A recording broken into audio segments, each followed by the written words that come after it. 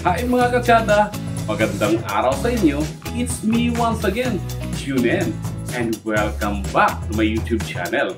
Sa araw na to ay magluluto tayo ng native chicken adobo in Cagayan de Oro style. Ito ay request ng ating subscriber na Sir Jonathan ng General Santos City. Samahan niyo ako hanggang sa dulo ng video mga katsada dahil kakaiba ang luto ng Cagayanons. So kung handa na kayo, tara na!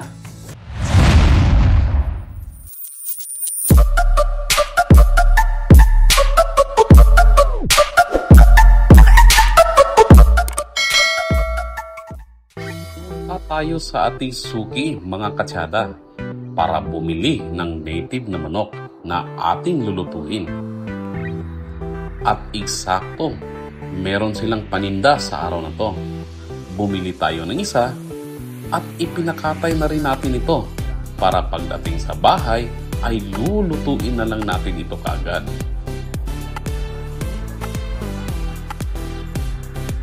At eto, lilinisin lang natin ito para matanggal ang mga natitira pang balahibo. At hihiwain natin ito ayon sa gusto nating hiwa at laki. Ingat lang tayo sa paggamit ng kutsilyo mga katsada. Baka mapasama pa sa adobo ang ating daliri. Huwag mong subukan. Masisira ang buhay mo.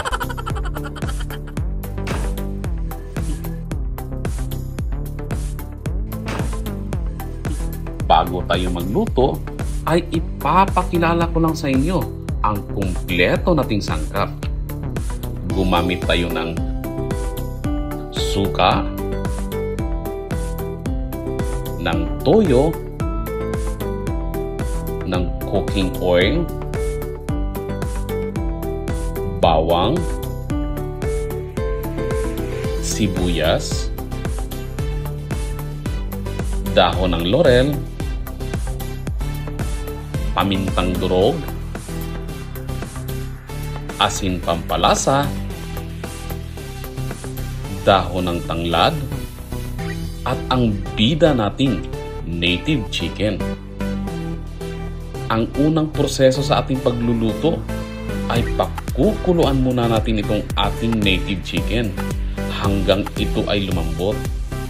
At maglalagay na rin tayo ng pampalasa upang sa ganon ay ma-absorb na ito ng ating bida habang ito ay ating pinapalambot. Pakukuluan natin ito sa loob lang ng 20 to 30 minutes. Depende sa edad ng manok. Mas matanda, mas matagal dahil ito ay mas makunat.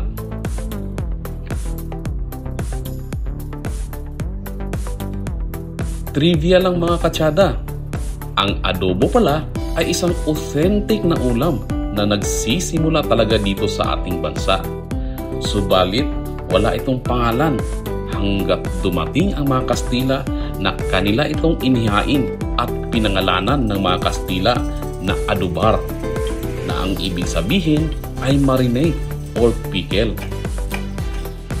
Ito ay gawa sa karne na pinapaalat gamit ang suka at ang asin para ito ay ma-preserve at hindi daling masira. Pagkatapos ng 20 minutes, ay ayan na, medyo lumambot na ang ating bida. Ang pangalawa nating proseso ay igigisa natin ang ating mga sangkap kasama na ang ating bida. Iuna natin dito ang ating bawang. Igigisa natin ito hanggat lumabas ang aroma nito. Isusunod na rin natin ang sibuyas hanggat lumabas ang katas nito. At pagkatapos ay igigisa na rin natin ang ating bida. Huwag nyo lang itapon ang sabaw ng ating pinagkukuluan mga katsada dahil isasama pa rin natin ito mamaya sa pagkatapos nating mag-isa.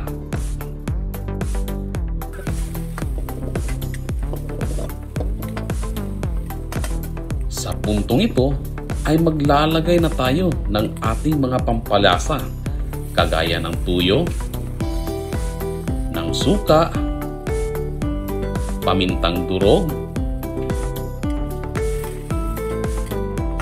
Lulutuin lang natin ito mga katsada hanggat mag-reduce ang fluids nito at maging oily na ang kanyang dating dahil ang tunay na adobo ay hindi masabaw at naluluto siya sa kanyang sariling mantika. Maglalagay na rin tayo mga katsada ng ating huling sangkap, ang dahon ng laurel.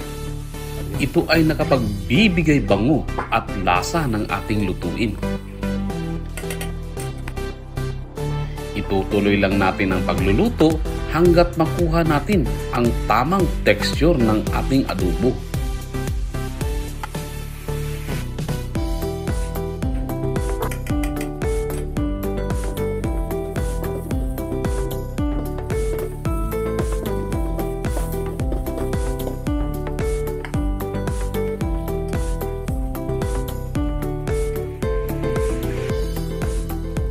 At ayan na, luto na ang ating native chicken adobo in Cagayan de Oro style.